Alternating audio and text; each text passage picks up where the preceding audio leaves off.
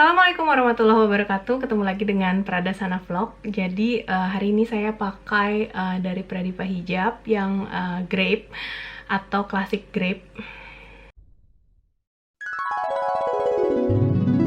Hari ini kita akan membahas mengenai NIPT dan prenatal diagnosis.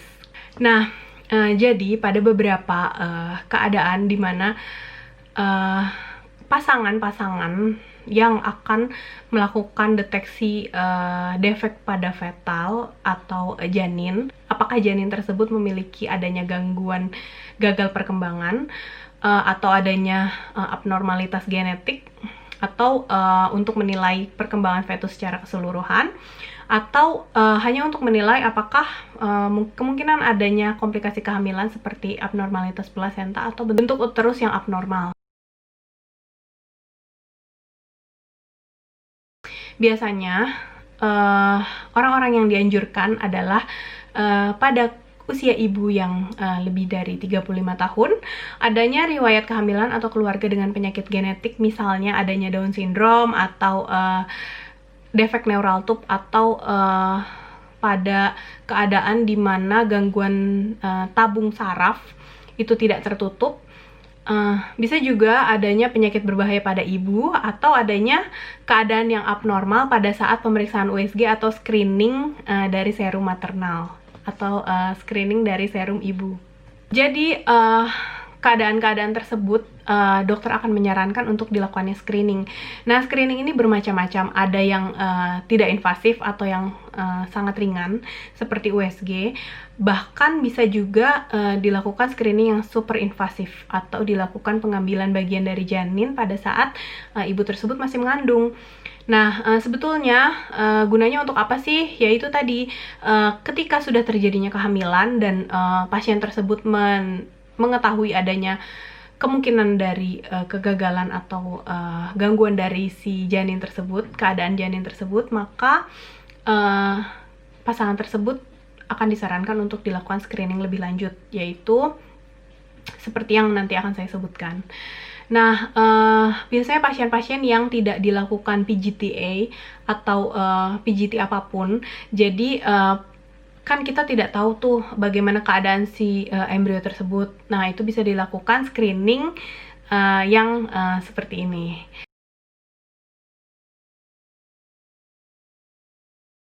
Nah, yang pertama adalah USG atau ultrasonografi, di mana ini merupakan screening yang paling tidak invasif. Jadi ini biasanya dilakukan pada dokter obgyn dengan memantulkan suara pada organ untuk menampilkan gambar secara 2D, 3D, atau 4D, bahkan sekarang sudah ada yang 5D. Nah, pada saat dilakukan USG bisa melalui vagina atau bisa melalui perut apabila sudah besar janinnya. Nah, ini merupakan cara yang paling aman sejauh ini. Nah, bisa diperiksa apa saja pada saat dilakukan USG. Yang pertama adalah usia bayi. Jadi ini kita bisa menentukan pastinya usia janin di dalam kandungan. Lalu apakah adanya pertumbuhan tersebut normal atau tidak berdasarkan ukurannya. Lalu adanya anomali kongenital, jadi adanya gangguan pembentukan pada saat masih di dalam rahim, jumlah cairan ketuban, bagaimana perdarahan dari si uterus tersebut kepada plasenta. Lalu kita juga bisa menilai apakah adanya multiple gestasi atau janinnya kembar atau tidak, dan lain-lain.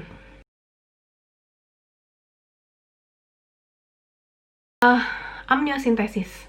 Jadi cara yang kedua ini merupakan prosedur yang invasif atau dilakukan pengambilan cairan amnion melalui abdomen atau melalui perut ibu dan diambil sekitar 20-30 mili. Dan biasanya dilakukan di atas usia kehamilan 14 minggu dan dibantu oleh USG juga. Jadi untuk menuntun bagaimana tempat pengambilan dari si amnionnya. Jadi biasanya akan dilakukan cek alfa fetoprotein atau asetilkolin esterase. Dan dapat dilakukan karyotyping yang berasal dari sel-sel fetus yang lepas. Jadi kita bisa melakukan pengecekan DNA juga. Selanjutnya hasilnya akan didapatkan 1-2 minggu setelah dilakukannya prosedur. Lalu bisa dilakukan pemeriksaan menggunakan PCR atau Giemsa. Nah, ini merupakan cara yang dilakukan pada saat amniosintesis. Diambil cairan ketubannya melalui perut ibu dengan bantuan ultrasound.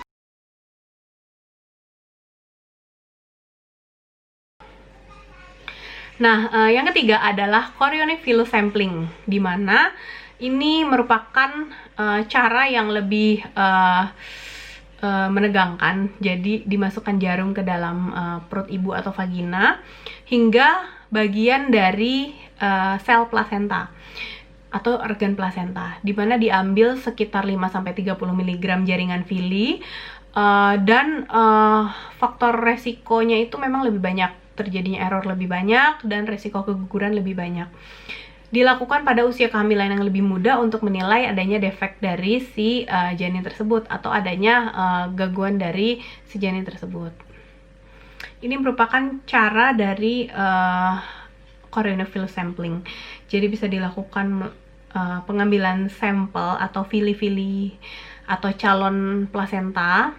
Kita bisa mengambil dari vagina atau dari perut, dari abdomen.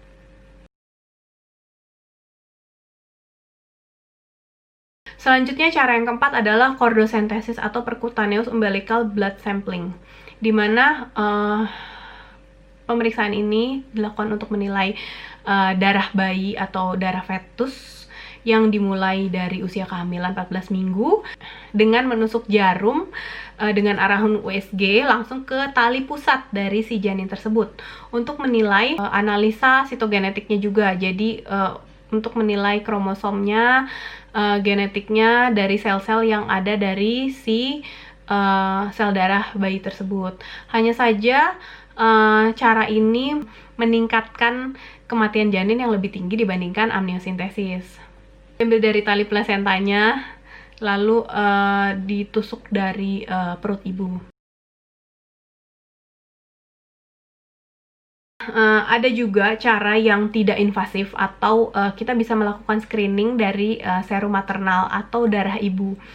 Dan biasanya hanya untuk menilai konsentrasi alfa-fetoprotein yang normal diproduksi oleh hati atau hepar dari janin tersebut, dimana puncak usianya 14 minggu dan biasanya ada terjadi, jadi dari janin tersebut sel-sel yang tidak terpakainya akan bocor ke pembuluh darah ibu melalui plasenta. Karena pada kasus Down syndrome atau cacat tabung saraf dan lain-lain itu bisa terjadi peningkatan alfa-fetoprotein. Hanya saja pada janin